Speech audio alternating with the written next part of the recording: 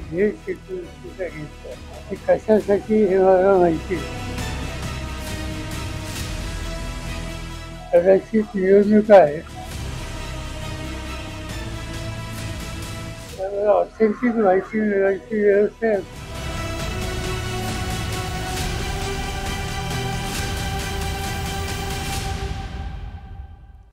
राष्ट्रवादी काँग्रेसचे संस्थापक आणि देशाचे माजी कृषी मंत्री शरद पवार, देशातल्या प्रमुख नेत्यांपैकी एक असलेल्या शरद पवारांना केंद्रीय गृहमंत्रालयानं झेड+ सुरक्षा दिली.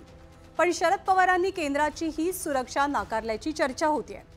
महाराष्ट्राच्या विधानसभा निवडणुकीच्या अगदी तोंडावर शरद पवारांना सरकारनं सुरक्षा देण्याचं कारण काय आणि खरंच शरद पवार ही सुरक्षा नाकारण्याच्या विचारात आहेत का, याचाच आढावा आज आपण घेणार आहोत. शरद पवारांना सध्या वाय दर्जाची सुरक्षा आहे, पण केंद्रीय गृहमंत्रालयानं नुकतीच त्यांना झेड+ सुरक्षा देण्याचा निर्णय घेतला. सुरक्षेमध्ये वाढ करण्यात आल्याबाबत 15 ऑगस्टला शरद पवारांना गृहमंत्रालयाकडनं एक पत्र सुद्धा पाठवलं गेलं होतं. त्यांना सुरक्षा देण्यामागची पार्श्वभूमी ही काहीशी अशी होती. IB अर्थात गुप्तचर खात्यानं 15 ऑगस्टला एक अहवाल दिला. IBच्या अहवालानंतरच राष्ट्रीय स्वयंसेवक संघाचे सरसंघचालक मोहन भागवत आणि राष्ट्रवादी शरदचंद्र पवार पक्षाचे प्रमुख शरद पवार यांना झेड+ सुरक्षा देण्याचा निर्णय केंद्रीय गृह खात्यानं घेतला. केंद्रीय गृहमंत्रालयाच्या वतीनं सुरक्षा वाढवण्याचं कारण मात्र गुप्त ठेवलं गेलं.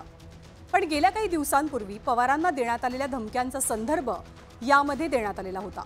त्यामुळे तब्बल 55 जवान असलेली CRPFची एक तुकडी शरद पवारांच्या सुरक्षेसाठी तैनात करण्याचा निर्णय घेतला गेला. तर महाराष्ट्रातल्या विधानसभा निवडणुकीच्या तोंडावरतीच पवारांना सुरक्षा देण्याची कारणं नेमकी काय असू शकतात, याबद्दल राजकीय विश्लेषकांनी केलेलं भाष्य आपण पाहूया. याच्यामध्ये लक्षात घेण्यासारखी गोष्ट आहे की जेव्हा केंद्र सरकारची झेड+ सुरक्षा असते ती राज्य सरकारच्या झेड+ सुरक्षा व्यवस्थेपेक्षा अधिक सक्षम असते. याचं कारण म्हणजे केंद्र सरकारकडे केंद्रीय गृह विभाग असल्यामुळे त्यांच्याकडे जे तैनात केलेले सुरक्षाकर्मी असतात ते अधिक चांगले प्रशिक्षित असतात. त्यांच्याकडची जी हत्यारं असतात ती जास्त आधुनिक असतात. पण याचा अर्थ असा नाही की राज्य सरकारची जी झेड किंवा झेड+ कॅटेगरीतली सुरक्षा असते ती कुठल्या अर्थाने कमी असते. एक लक्षात घेतलं पाहिजे की झेड+ सुरक्षा जेव्हा दिली जाते तेव्हा त्याच्यामध्ये काही निकष आहेत. त्या निकषांमध्ये सगळ्यात महत्त्वाचं म्हणजे तुमच्या जीवाला धोका आहे अशा प्रकारचे काही पुरावे तुमच्याकडे आहेत. तर अशा प्रकारचा कुठला पुरावा दिसत नाही की शरद पवारांच्या जीवाला धोका आहे, शरद पवारांना कोणी धमकावलेलं आहे किंवा असं काही आहे, असं काही दिसत नाही आहे. त्यामुळे मला असं वाटतं की याचं काही हा संबंध काहीच नाही आहे. पण एक महत्त्वाचा मुद्दा असा वाटतोय की जो अनेकदा वापरला जातो तो म्हणजे शरद पवारांच्यावर पाळत ठेवणं. हे पॉलिटिकल सर्व्हेलन्स ज्याला म्हणतात किंवा हेरगिरी म्हणतात किंवा स्पाईंग म्हणतात की कोण कोणाला भेटतं आहे. आणि झेड+ सुरक्षा ही भारतातली सर्वात मोठी सुरक्षा मानली जाते. झेड+ सुरक्षेमध्ये 10 पेक्षा अधिक कमांडोज आणि पोलीस कर्मचाऱ्यांसह 55 प्रशिक्षित कर्मचारी तैनात केले जातात. हे सगळे कमांडो 24 तास त्या व्यक्तीभोवती म्हणजे ज्याला सुरक्षा दिली जाते त्या व्यक्तीभोवती अगदी बारीक नजर ठेवून असतात. या सुरक्षा व्यवस्थेतला प्रत्येक कमांडो मार्शल आर्ट तज्ज्ञ असतो आणि हे कमांडोज अत्याधुनिक शस्त्रास्त्रांनी सज्ज सुद्धा असतात. तर केंद्र सरकारनं झेड+ सुरक्षा देण्यावरती शरद पवारांची प्रतिक्रिया काही दिवसांपूर्वी आली होती ती आश्चर्यकारक होती. 24 ऑगस्टला सुरक्षेबद्दल शरद पवार काहीसं असं म्हणालेले. मला काही माहिती नाही. काल माझ्याकडे सेंट्रल गव्हर्नमेंटचे एक गृह खात्याचे अधिकारी आहे आणि त्यांनी सांगितलं की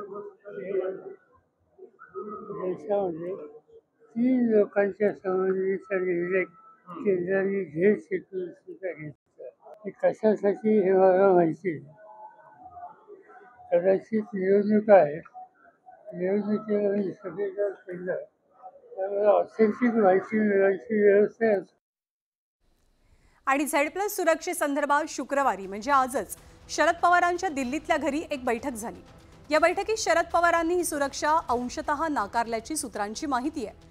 या सुरक्षेमधल्या काही अटी शरद पवारांना मंजूर नसल्याचं कळतंय. सुरक्षा दलाकडनं दिलेली गाडीच वापरावी असा आग्रह शरद पवारांना केला गेला.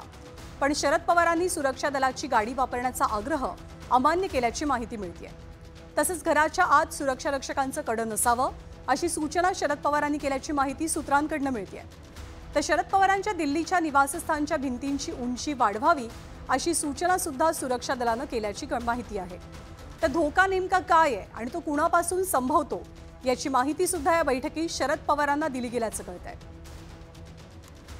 पण शरद पवारांनी ही सुरक्षा अंशतः नाकारण्याचं ठरवल्याची माहिती मिळते.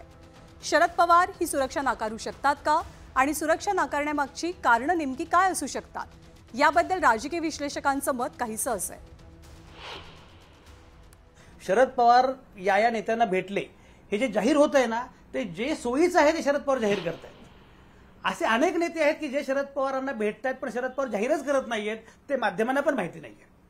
अशा गोष्टी थेटपणे कळणं हे जास्त महत्त्वाचं आहे. आणि त्यामुळे आपल्याला जर सुरक्षा व्यवस्था Z+ दिली तर बारकाईनं प्रत्येक गोष्टीकडे, आपल्या प्रत्येक कृतीकडे, आपल्या प्रत्येक भेटीकडे सत्ताधाऱ्यांचं लक्ष असेल हे शरद पवारांना समजतं आहे.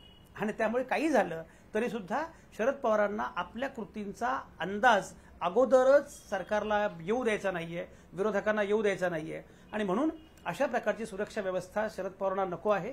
कारण ही सुरक्षा व्यवस्था ही प्रामुख्यानं पाळत करणारी अशी व्यवस्था आहे, याचा अंदाज शरद पवारांना आलेला आहे असं मला वाटतं. आणि मी मगाशी म्हटल्याप्रमाणे सुप्रिया सुळेंचा फोन हॅक होणं आणि लगेच ही सुरक्षा व्यवस्था दिली जाणं यामधलं सूत्र पण लक्षात घेतलं पाहिजे.